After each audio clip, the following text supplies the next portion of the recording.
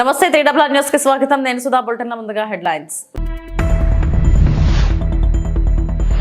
విజయవాడ కనకదుర్గమ్మను దర్శించుకున్న సీఎం చంద్రబాబు.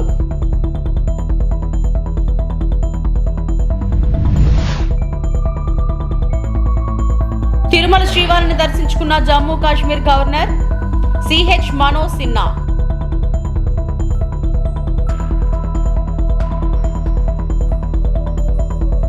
కిమ్స్ ఆసుపత్రిలో శ్రీతేజుని పరామర్శించిన సీతక్క. నూతన సంవత్సర క్యాలెండర్ను ఆవిష్కరించిన BRS working president KTR. AP CM Chandrababu Vijayawada ఇంద్రకీలాద్రిపై కొలువైన కనకదుర్గమ్మను దర్శించుకున్నారు. అంతకుముందు అర్చకులు సిబ్బంది ఆయనకు పూర్ణ కుంభంతో స్వాగతం పలికారు. దర్శనానంతరం పండితులు ఆయనకు వేదాశీర్వచనాలు ఇచ్చారు. తీర్థ ప్రసాదాలను అందజేశారు. నూతన సంవత్సరం సందర్భంగా భారీగా భక్తులు తరలివచ్చి జగన్మాతను దర్శించుకుంటున్నారు.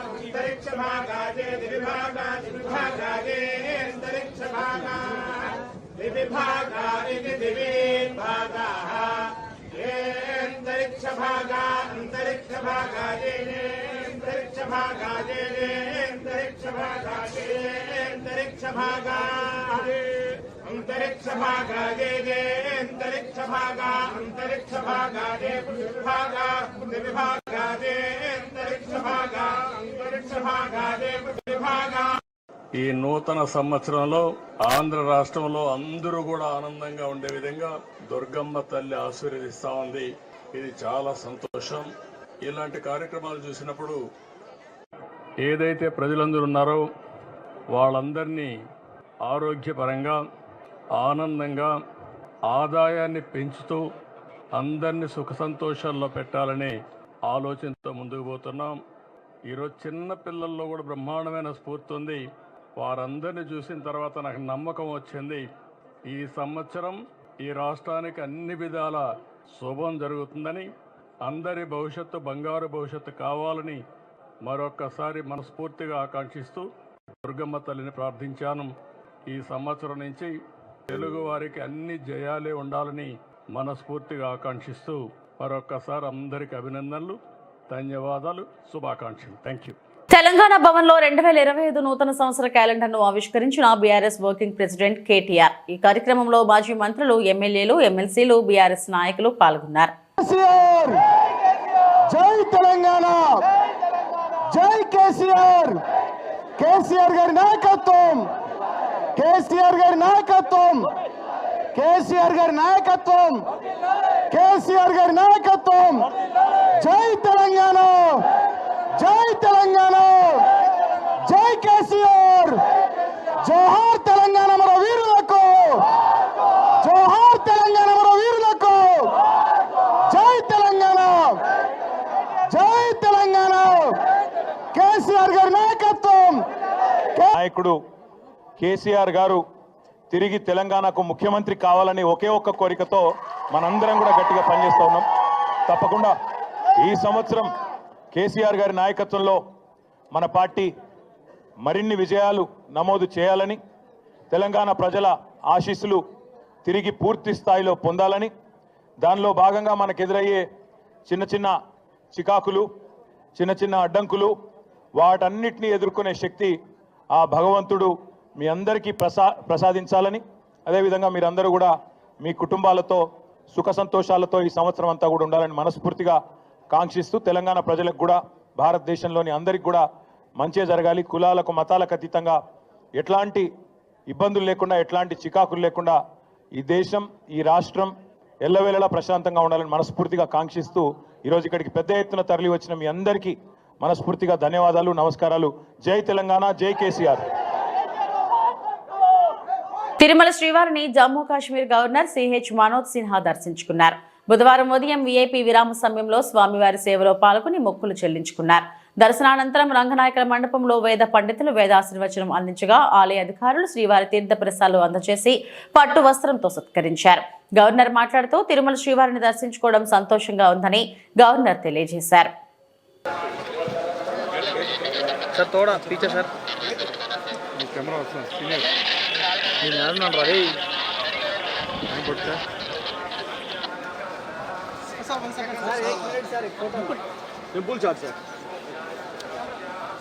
కానీ నిన్నే తీసుకోవాలి మీరు మామూలుగా ఓకే కనీసం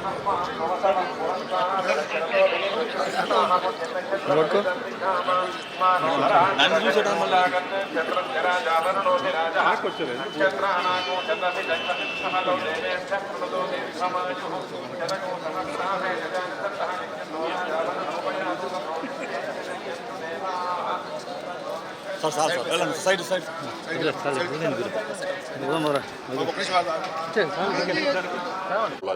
Balaji, that since last 4 years, I am able to come here on New Year.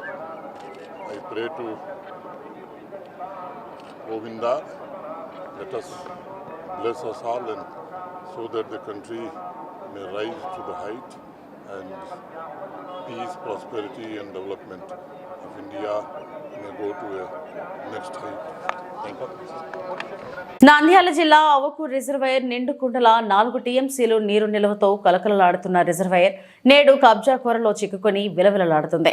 అవకూరు నుండి తాడపత్రి రహదారి ఆనుకొని మెయిన్ రోడ్డు వెంట ఖాళీ స్థలం ఉండటంతో ఇదే చనువుగా భావించిన నాపరాతి యజమానులు బండల డిపోలు ఏర్పాటు చేసుకున్నారు.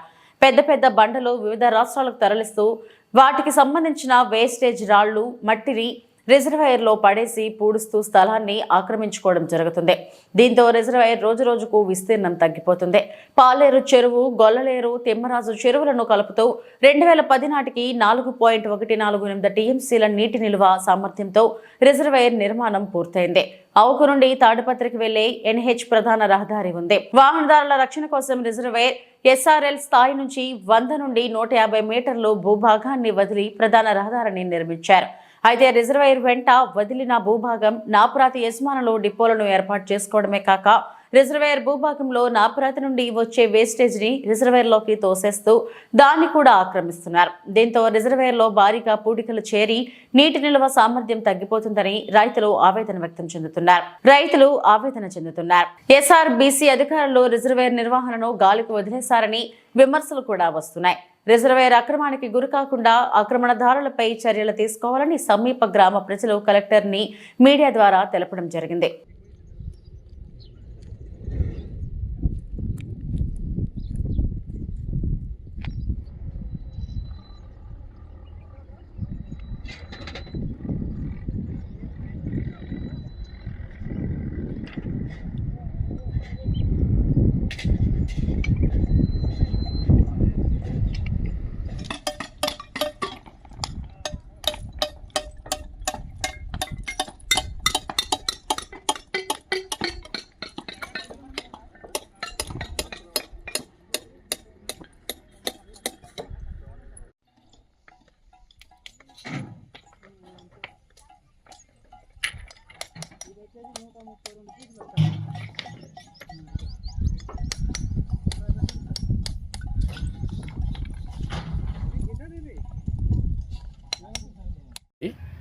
నంద్యాల జిల్లా అవుకు మండలం రామాపురం గ్రామం పిక్చర్ కటింగ్ వాళ్ళు కొట్టడము మొత్తం రిజర్వాయర్లకి డంప్ జేసీబీలతో దొబ్బేస్తున్నారు. దానివల్ల మొత్తం చెరువు బూడిపోయి వాటర్ ఊర్లోకి వచ్చే ప్రమాదం ఉంది. గేట్లకు కూడా ఈ వచ్చే రాళ్ళ ద్వారా వ్యర్థాల ద్వారా ఇక్కడ చూడండి ఎట్లా ఇచ్చారో ఫ్యాక్టరీ ఓనర్లు మొత్తం పిక్చర్ కటింగ్ వాళ్ళందరూ అదెల్లా తీసుకుపోయి వాటర్లోకి వచ్చి వాటర్ ఎక్కువ గేట్లకు కూడా కొట్టే అవకాశం ఉంది. గేట్లు కూడా దెబ్బతింటాయి రాగా రిజర్వాయర్లోకి మొత్తం వచ్చేసి దొబ్బేస్తున్నారు. దాని పోయిన సోమవారం మేము స్పందనలో పిటిషన్ కూడా ఇచ్చాము. కానీ ఇంతవరకు ఆఫీసర్లు ఎవరు రెస్పాన్సిబుల్ లేదు, మాకు ఎవరు ఫోన్ కూడా చేయలేదు. ఇది పరిస్థితి అని కూడా దయచేసి దీన్ని ఏదో ఒకటి తీసుకొని డిపో వాళ్ళను మొత్తం వాళ్ళకు నోటీసులు ఇచ్చి దీన్ని వ్యర్థ పదార్థం మొత్తం క్లీన్ చేయించవలసిందిగా కలెక్టర్ గారిని కోరుతున్నాము. దీన్ని పట్టించుకొని దీన్ని దయచేసి అంత క్లీన్ చేస్తేనే అందరికీ బాగుంటుంది. రేపు చెరువు కూడా డ్యామేజ్ అయ్యే ప్రమాదం ఉంది. మొత్తం పూడికి దొబ్బుతున్నారు, చెరువులోకి మొత్తం బూడుస్తున్నారు. మంత్రి గారి దృష్టికి తీసుకోలేదా? లేదండి, ఇప్పుడు తీసుకెళ్తాం, మంత్రి గారి దృష్టికి కూడా తీసుకెళ్తాం. ఆయనకు కూడా మంత్రి గారు వస్తే ఇంకా ఆయనకు కూడా పిటిషన్ ఇస్తాం, ఆయన దానికి తీసుకెళ్తాం. నంద్యాల జిల్లా ఆత్మకూరు పట్టణంలో 7, 8, 9 తేదీలలో రాయలసీమ స్థాయిలో నిర్వహించబోయే తబ్లిగీ ఇస్తేమా పనులను రాష్ట్ర మైనారిటీ న్యాయ సంక్షేమ శాఖ మంత్రి ఎన్ఎండి ఫారూక్, జిల్లా కలెక్టర్ రాజకుమారి, ఎమ్మెల్యే బుడ్డ రాజశేఖర్ రెడ్డిలు ఆధ్వర్యంలో జిల్లా స్థాయి అధికారులతో ఏర్పాట్లపై సమీక్షా సమావేశం నిర్వహించారు. ఇస్తేమా పనులు ముస్లిం మత పెద్దలు, ప్రభుత్వ అధికారులు కోఆర్డినేషన్ చేసుకుని ఎలాంటి ఆటంకాలు లేకుండా నిర్వహించాలని తెలిపారు. ఇప్పటి వరకైనా పనులను అధికారులను అడిగి తెలుసుకున్నారు. అనంతరం రాష్ట్ర మంత్రి ఎన్ఎండి ఫారూక్ మాట్లాడుతూ కూటమి ప్రభుత్వం ఇస్తేమా కోసం 2 కోట్ల రూపాయలు మంజూరు చేసిందని తెలిపారు. గత వైసీపీ ప్రభుత్వంలో ముస్లింలకు 1 రూపాయి విధులిచ్చిన పాపాన పోలేదని తెలిపారు. ఇప్పటికైనా ఎవరి ప్రభుత్వం మైనారిటీలకు మేలు చేస్తుందో గుర్తించాలని తెలిపారు. మైనారిటీల పక్షాన ఎప్పుడూ తెలుగుదేశం పార్టీ ఉంటుందని తెలిపారు. అందరూ కలిసికట్టుగా పనిచేసి ఇస్తేమాను విజయవంతం చేయాలన్నారు. మరి దీని వెనకాల ఎట్లా ఇది ఇస్తమాకు పెట్టాలని చెప్పి 7, 8, 9 నాకు చెప్పినాడు రాజా. డబ్బులు అడగాలి నాకు అన్నా, నువ్వు మీటింగ్ రావాలని అన్నారు. ఇట్లా సంతోషం ఇస్తమాకు మీటింగ్ రావాలని చెప్పి చెప్తాం. కలెక్టర్ గారు మేము వచ్చినాము. వచ్చిన తర్వాత ఇంత ఖర్చు అవుతుంది అని చెప్పి ఎస్టిమేట్ ఇచ్చాము. 1,25,000 అమ్మా, 1,25,000 కావాలన్నారు. లేదు చంద్రబాబు లేదు, 1,50,000 ఇద్దాం, ఎక్కువ ఇద్దామని చెప్పి 1,50,000 నేను తక్కువ చెప్తే ఎక్కువ చెప్పి నేను పెట్టాను. చంద్రబాబు నాయుడు గారికి ఈయన నేను కలిసి నేను స్వామిలో ఉన్నాడు. స్వామి గారు నేను కలిసిపోయి సార్కి ఇచ్చాము రిప్రజెంటేషన్. సార్ తీసి సరే ఏమలేదు, సార్కి ఇచ్చాము కదా, ఏమలేదు చేసుకోండి మీరు చేస్తామని ప్రభుత్వం నుంచి అది సహాయ సహకారం చేస్తామని. సరే వచ్చిన తర్వాత మరి ఆయన బుడ్డ రాజశేఖర రెడ్డి గారు రాత్రి మొదలు నన్ను ఉన్నరియలే మేడం ఫోన్ చేయడం, ఈయన ఫోన్ చేయడం. నాకు మేడం డబ్బులు రాలిస్తే డబ్బులు సార్ నేను చేస్తాను, నా దగ్గర డబ్బులు లేకుండా ఉన్నాయి, నేను మీ దగ్గర ఏదైనా ఉంటే అడ్జస్ట్ చేయండి అని చెప్పాను. నేను కాకపోతే సీఎం దగ్గర నుంచి కూడా రాలే. నేను చేసి సరే నా డిపార్ట్మెంట్ చేసి డబ్బులు రీఎంబర్స్మెంట్ చేసుకుంటామని చెప్పి రాసి అనడం 50 lakhs ఇస్తామంటే లేదా మళ్ళీ 75 కావాలి, మళ్ళీ 25 కావాలి. 2 కోట్ల రూపాయలు మనం ఇస్తమా చేసుకుంటే ప్రభుత్వం నుంచి 2 కోట్ల రూపాయలు మీకు ఇవ్వడం జరిగింది. ఎందుకు ఇవ్వాలా? మీరు ఇస్తామా మీరు చేసుకోవాల్సిన అవసరం ఉంది, మీరు ఇష్టం పెట్టుకున్నారు, ప్రభుత్వం ఎందుకు సాయం చేయాలా చెప్పాలి సమాధానం. గతంలో చేసిన 10 కోట్ల పైన అయింది. ఇష్టమైపోయిన తర్వాత అన్ని వదిలేసిపోయినారు, ఎవరు లేరు. ఈయన ఫోన్ చేసినాడు, అన్న అందరు ఎవరు దిక్కు తెచ్చినది ఎవరు దొరకాయి, ఇవన్నీ ఎవరు దొరికితే ఎత్తుకోవాలన్నారు. మళ్ళీ నేను కలెక్టర్ ఫోన్ చేసి మళ్ళీ 50 లక్షలు తెప్పించి 30 lakhs తెప్పించి ఇప్పుడు తీయాలి కదా, లేబర్ కావాలి కదా, ఎవరు చేయాలి, మళ్ళీ 10 కోట్లు కాకుండా మళ్ళీ 30 లక్షలు తెప్పించాను నేను. వాళ్ళ గతంలో ఎప్పుడన్నా ఎవరైనా ఇచ్చినారా? ఏ దానికి ఇదే కాదండి. మనం కూడా సీఎం గారితో రివ్యూ చేసాం. అది మన క్రిస్మస్ జరిగితే ఐటీ పెట్టామమ్మా, సీఎం గారు వచ్చారు, ఐటీ కూడా బాధ్యతలు ఇచ్చాం. మీకు కూడా నిందాలు కూడా మీకు అదనంగా అందరికి 1,00,000 రూపాయలు ఇచ్చాం. మన కలెక్టర్ గారికి 7 lakhs ఇచ్చాం. అదే నేను నెల్లూరు కాబట్టి వాళ్ళు అడిగినారు, మాకు ఎక్కువ సార్ సరే వాళ్ళు 4 lakhs ఇచ్చాం. మిగతా జిల్లాలకు 1 lakh ఇచ్చాం. అడిగినారు జిల్లా కలెక్టర్, ఏం సార్ మాకంతా అన్యాయం చేశారు మీరు అని చెప్పి. లేదా హైట్ నిందాలు పెడదాం అనుకున్నాం, సార్ ఉందో లేదు వీళ్ళని చెప్పి అనుకున్నాం. కానీ సార్ చాలా తప్పులు కాదు, మనకు పెద్ద ఎత్తున మన విజయవాడ పెట్టడం జరిగింది. చాలా పెద్ద ఎత్తున జరిగాం. ఆ రోజు మన విజయవాడ కూడా 56 లక్షలు ఖర్చు పెట్టి మన ఐటీ చేస్తాం. గతంలో ఐటీ చేశారు కానీ ఇక్కడ గతంలో చేసాక ఇప్పుడు దానికి తేడా ఉందా? పట్టుదలతో ఒక ఎమ్మెల్యే గారు రాత్రి ఫోన్ నన్ను ఉద్దడం లేదు, డబ్బులు కావాలా, కలెక్టర్ గారు డబ్బులు ఉంటే చేస్తాం లేకపోతే చేయమంటున్నారు. ఒక పట్టుదల అనేది ఉండాలా. ఎందుకు కమ్యూనిటీ అంతమంది ముస్లిం ఉన్నారు కదా, వాళ్ళకి ఏదో చేసినట్టు మనం ఉండాలా అని ఒక ఆవేదన, తప్పన ఆయనకు కోరిక చేద్దామనేది ఆ ఆలోచన మనకు రావాలి కదా. రాష్ట్రంలో ఇదే కాదు, ఎక్కడేం చేయలేదు ప్రభుత్వం. గత ప్రభుత్వం ఏమైనా చేశారా? అన్నీ చెప్పుకుంటూ పోతే చాలా ఉండేవి. ఎప్పుడో ఇస్తామా గార్డెన్ ఇచ్చినారా? మా గుంటూరులో చర్చ్ కట్టడానికి నేను 16 కోట్లు ఇచ్చాను 19లో. ఎక్కడ వేసిన భూమి కూడా అక్కడే ఉంది. దాంట్లో మళ్ళీ ఇటుక కూడా వేయలే. మళ్ళీ కృష్ణేశ్వరందరూ నాకు వచ్చి దాన్ని కంప్లీట్ చేయాలి 10 కోట్లు ఇస్తామని చెప్పారు. ఆలోచన చేయాలి కదా. సికింద్రాబాద్ కిమ్స్ ఆసుపత్రిలో చికిత్స పొందుతున్న శ్రీతేజ్ ను మంత్రి సీతక్క పరామర్శించారు. శ్రీతేజ్ ఆరోగ్య పరిస్థితిని వైద్యులను అడిగి తెలుసుకున్న మంత్రి సీతక్క మెరుగైన వైద్యం అందించాలని డాక్టర్లకు సూచించారు. బాలుడు తండ్రి భాస్కర్ తో మాట్లాడి ధైర్యం చెప్పారు. సంధ్యా థియేటర్ తొక్కిసలాట ఘటన దురదృష్టకరమని, ఘటనలో రేవతి చనిపోవడం బాధాకరమని ఆమె అన్నారు. బాలుడు శ్రీతేజ్ ను చూసిన అనంతరం మంత్రి సీతక్క భావోద్వేగానికి లోనయ్యారు. ఒకవైపు తల్లిని కోల్పోయిన శ్రీతేజ్ ప్రాణాలతో పోరాడుతుండడం బాధాకరమని ఆమె పేర్కొన్నారు. ఎప్పటికప్పుడు మానిటరింగ్ చేస్తూ మా ప్రతినిధులు కూడా ఎప్పటికప్పుడు వస్తూ మా శాఖ నుంచి కూడా ఇక్కడ ప్రత్యేకంగా ఒక అధికారిని నియమించి పర్యవేక్షించడం జరుగుతుంది. వాళ్ళ మీద రెగ్యులర్గా అంటే కొంచెం వచ్చిపోయే వాళ్ళ ఒత్తిడి కూడా ఉంటుందనే ఉద్దేశంతో అవన్నీ కొంత అవాయిడ్ చేస్తూ మరి వాళ్ళకి ఈరోజు మనోధైర్యాన్ని ఇచ్చి తప్పకుండా కానీ ఇప్పుడు వెంటిలేటర్ నుంచి బయటకు వచ్చి తొందరలో కోలుకొని బయటకు రావాలని కోరుకుంటాము. డాక్టర్స్ కూడా స్పెషల్ ట్రీట్మెంట్, స్పెషల్ కేర్ చేయాలని కూడా చెప్పడం జరిగింది.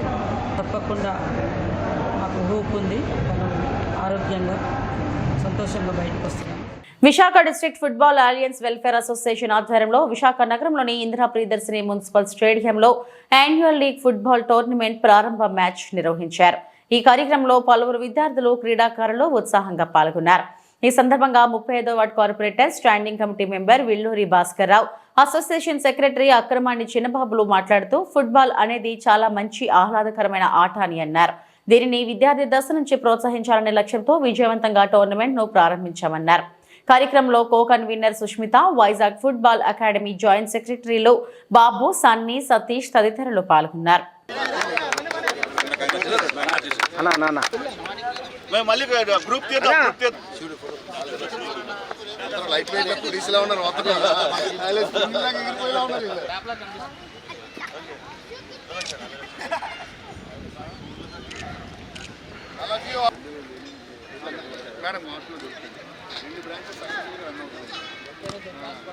ఇది మన దగ్గర కాదు, ఇది బయటది. అలాగే సార్, ఇంకా ₹1 కోటి వరకు ఉంది సార్. అది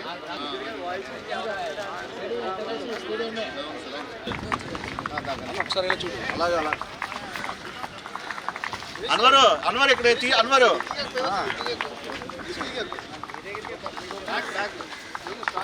ఆఫీషియల్స్ సహాయ సహకారాలు చేస్తా ఉన్నారు. ఎందుకంటే తెరమరుగు అయిపోతున్న గేమ్స్ మీరు ఎంజాయ్ చేస్తున్నారు. సూపర్ అండి. అవునండి. ఈరోజు విశాఖ దక్షిణ నియోజకవర్గం 35వ వార్డు పరిధిలో ఎంతో పేరు ప్రఖ్యాతులు గాంచిన stadium Indira Priyadarshini municipal stadium. అటువంటి స్టేడియంలో ఎంతోమంది ప్లేయర్స్ రాష్ట్ర వ్యాప్తంగా, అలాగే జిల్లా వ్యాప్తంగా, రాష్ట్ర వ్యాప్తంగా, దేశవ్యాప్తంగా కూడా కీర్తిని ఆర్జించారు. ఎందుకంటే ఒక దేశం జెండా ఇంకో దేశం మీద ఎగరవేయగలిగే సత్తా ఉన్న ఆట ఏదైనా ఉన్నదనంటే అది స్పోర్ట్స్లోనే. అటువంటి ఫుట్బాల్ క్రీడ రోజుల్లో అంటే గతంలో చూస్తే ఫుట్బాల్ ఎంతో ఎంతో ఎంతో ప్రాముఖ్యత వహించి ఉండేది. కానీ ఈ రోజుల్లో నవేడేస్లో ఈ ఫుట్బాల్ అనే క్రీడ తెరమరుగైపోయే విధంగా ప్రతి ఒక్కరు కూడా అంటే ఎంకరేజ్ చేద్దామని ఉన్నా సరే, ఎందుకంటే ఇక్కడ ఈ పరిస్థితులు కానివ్వండి, ఈ వాతావరణం కానివ్వండి, అంటే గతంలో స్కూళ్ళకి గ్రౌండ్స్ ఉండేవి. ఈ గ్రౌండ్స్ అవి లేకపోవడం వల్ల పిల్లలు అంటే ప్రాథమిక దశలోనే చేతిలోనే అంటే సెల్ ఫోన్లో ఆడుకునే గేమ్స్కి ఎడిక్ట్ అయిపోవడం వల్ల ఈ క్రీడ అన్నది తెరమరుగవుతూ ఉన్నది. కానీ తల్లిదండ్రులందరూ కూడా రాబోయే రోజుల్లో మళ్ళీ జనరేషన్లు కూడా ప్రతి జనరేషన్లోనూ ఈ ఫుట్బాల్ క్రీడ అన్నది మనకు ఉండే విధంగా ప్రతి ఒక్కరిని కూడా ఎంకరేజ్ చేసి పిల్లల్ని అంటే సెల్ ఫోన్లో గేమ్స్కి కాకుండా ఇలాగా ఫిజికల్ గేమ్స్కి గ్రౌండ్స్కి పంపించాలనేసి మనస్ఫూర్తిగా కోరుకుంటూ ఈరోజు 22 అండి 23వ ఫుట్బాల్ ఓకే 24-25 ఛాంపియన్షిప్ ఏదైతే ఫుట్బాల్ లీగ్ ఛాంపియన్షిప్ పోటీలు మా వార్డులో జరగడం నిజంగా నాకు చాలా ఆనందదాయకంగా ఉంది. ఎందుకంటే జీవీఎంసీ వారి తాలూకా ఆర్థిక అభివృద్ధి నిధులతో 6 కోట్ల రూపాయలు అభివృద్ధి నిధులతో ఈ వార్డుని ఎందుకంటే ఈ యొక్క స్టేడియంను అభివృద్ధి చేయడం జరిగింది. దివంగత మహానుభావులు శ్రీ డివి సుబ్బారావు గారు శంకుస్థాపన చేసి మన తరాల కోసం భవిష్యత్తు తరాల కోసం ఆలోచించి ఆ రోజు ఆ మహానుభావుడు శంకుస్థాపన చేసిన ఈ స్టేడియంలో ఎంతోమంది క్రీడాకారులు దేశానికి అలాగే రాష్ట్రానికి మన జిల్లాకి మన ఊరికి పేరు తెచ్చిన క్రీడాకారులు ఇక్కడ ఆట మొదలుపెట్టి ఇక్కడ ఆట ట్రైనింగ్ తీసుకొని వెళ్ళిన వాళ్ళు అటువంటి మహానుభావుని ఈ సందర్భంగా స్మరించుకుంటూ వారు ఏవైతే కళలు కన్నారో ఆ కళలను మనందరం కూడా సాకారం చేసే విధంగా ప్రతి ఒక్కరూ కూడా స్పోర్ట్స్లో రాణించాలని మనస్ఫూర్తిగా కోరుకుంటూ నన్ను పిలిచి నాకు ఈ అవకాశం ఇచ్చిన ఇక్కడున్న ప్రతి ఒక్క కోచ్కి ప్రతి ఒక్కరికి కూడా పేరు పేరు ధన్యవాదాలు. నిజంగా ఫుట్బాల్ ప్లేయర్స్కి పండగ రోజు, ఎందుకంటే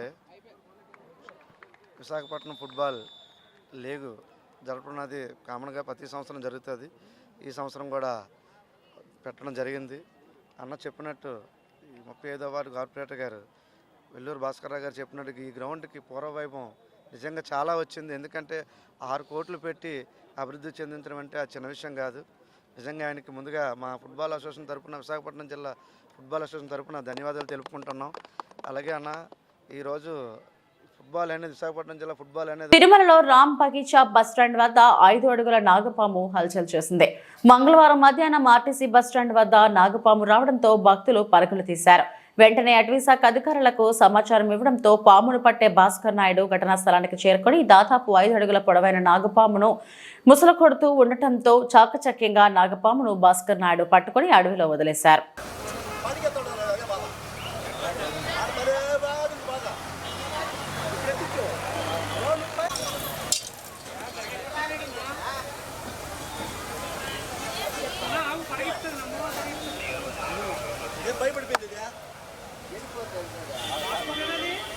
అవునండి,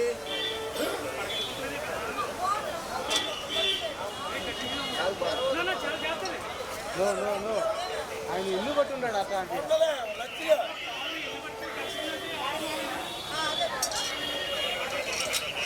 రాలమ్మ.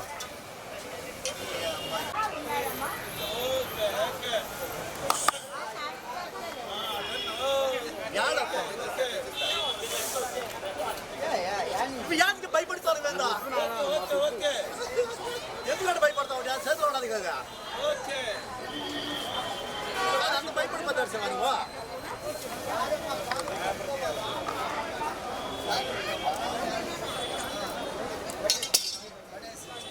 అది పడతలేదు, అది అట్కాదు, బ్లౌజ్ చేసుకున్నది.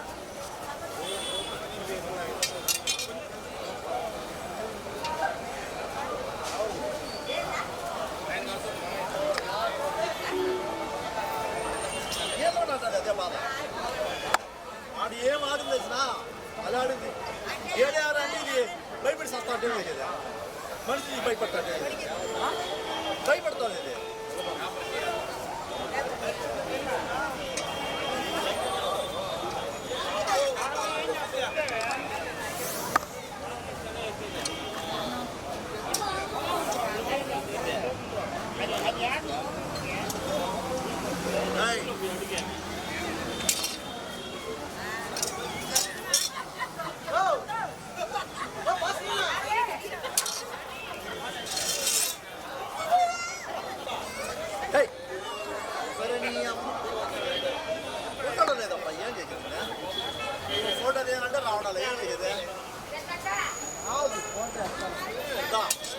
కింద కింద కింద వదిలే, కింద వదిలే అప్పుడు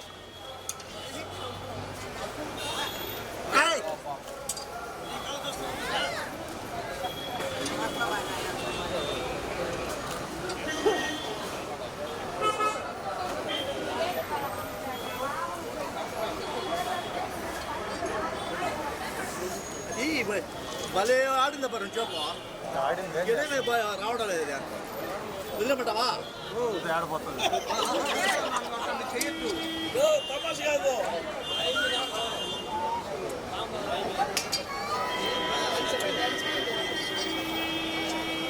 అదేం కదలేదు, ఎత్తి అది వస్తే అదే నేను ఏం ఉంటుంది ఆయన ఎత్తి సత్తా ఉంటే బడికి సత్తే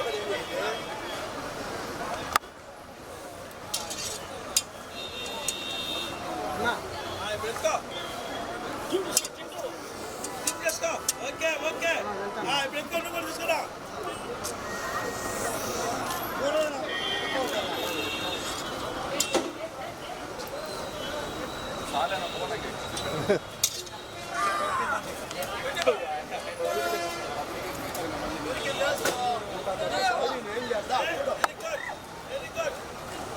ఉన్నా బస్ అట్టే ఉన్నా.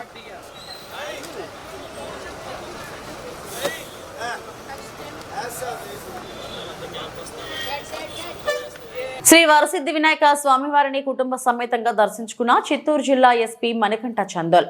కాణిపాక దేవస్థానం ఈవో పెంచల కిషోర్ వారికి రాజగోపురం వద్ద స్వాగతం పలికి స్వామివారి ప్రత్యేక దర్శనం కల్పించారు. అనంతరం మూషిక మండపంలో వేద పండితులు ఆశీర్వాదాలు నడుమ తీర్థ ప్రసాదాలను, చిత్రపటాలను, శేష వస్త్రాలను అందజేశారు. కార్యక్రమంలో పలువురు పోలీసు అధికారులు పాల్గొన్నారు.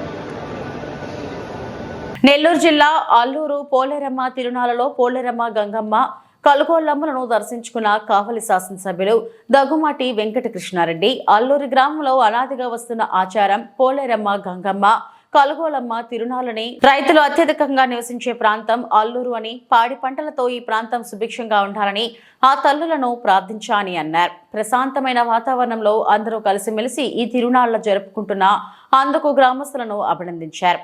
జనవరి 7న అల్లూరుపేట తిరునాళ్లు కూడా జయప్రదంగా జరగాలని నెల్లూరు జిల్లా ప్రజలకు కోరారు.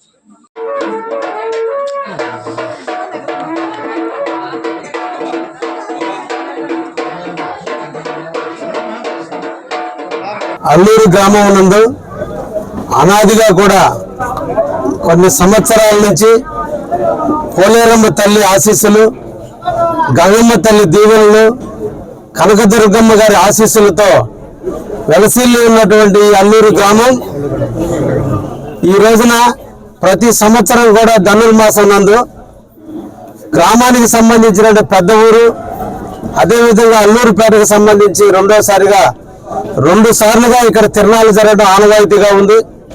ఈ రోజున ప్రధాన గ్రామానికి సంబంధించినటువంటి అల్లూరు గ్రామానికి సంబంధించి ఈ రోజున పోలేరమ్మ యొక్క ఉత్సవాలు, గంగమ్మ యొక్క ఉత్సవాలు, అదేవిధంగా కలుగొలమ్మ గారి ఉత్సవాలని, 3 త్రిమూర్తులకు సంబంధించిన 3 దేవతల యొక్క ఉత్సవాలని ఈరోజు అల్లూరు గ్రామంలో రంగరంగ వైభవంగా ఈరోజు ఈ గ్రామ ప్రజలందరూ కూడా జరుపుకుంటున్నారు.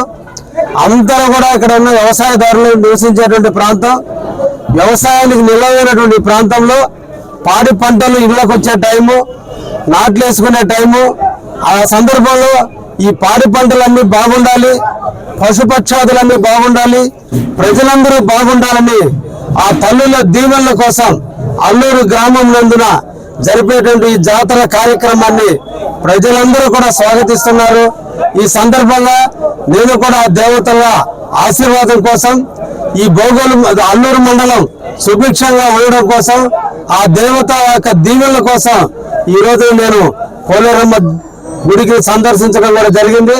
అదేవిధంగా గంగమ్మ గుడి, అదేవిధంగా కలువలమ్మ గుడిని కూడా సందర్శించి ఈ ప్రాంతంలో ఉండే పాడి పంటలు, ప్రజలు అందరూ కూడా పంటలు అన్ని బాగా పండి ఈ ప్రాంతం సుభిక్షంగా ఉండేటట్టు ఆ తల్లులు ఈ గ్రామాలను గముడు కాస్తూ ఈ గ్రామాలను రక్షించుకుంటూ మన బిడ్డలు అందరూ కూడా బాగుండేటట్టు, ఆయురారోగ్యాలతో ఉండేటట్టు ఆ తల్లుల యొక్క దీవెన ఎప్పుడు కూడా ఈ ప్రాంతం మీద ఉంటుందనే విశ్వాసం, నమ్మకంతో అందరూ కూడా జరుపుకుంటున్నాం. ఒక ప్రశాంతమైన వాతావరణంలో ఇక్కడ అందరూ కూడా కలిసిమెలిసి ప్రజలందరూ కూడా అన్ని రకాలైన వ్యక్తులందరూ కూడా కలిసి ఒక ఆనందంగా జరుపుకుంటున్నందుకు అల్లూరు గ్రామానికి సంబంధించినటువంటి ప్రజలందరినీ కూడా ప్రత్యేకంగా అభినందనలు తెలియజేస్తూ భవిష్యత్తులో ఇలాగే అందరూ కూడా ఐక్యంగా, అందరూ కూడా దేవతల మీద అనురాగాలతో దేవతల యొక్క కోరికలు తీర్చుకునేందుకు ఇటువంటి కార్యక్రమాలు నిర్వహించుకోవాలని, అదేవిధంగా జనవరి 7వ తేదీన అల్లూరుపేటకు సంబంధించిన పోలేరమ్మ కమిటీ ఉత్సవ సమితి ఆధ్వర్యంలో మళ్ళా ఇదే ఉత్సవాలు కూడా నిర్వహిస్తారు. ఈ ఉత్సవాలన్నింటినీ కూడా జయప్రదం చేస్తూ ఆ తల్లి యొక్క దీవెనలు అందరూ తీసుకోవాలని సందర్భంగా ఈ ప్రాంత వాసులందరూ కూడా కోరుకుంటున్నా. ధన్యవాదాలు. ఇవి ఇప్పటివరకు బులెటిన్ అప్డేట్స్. నమస్తే.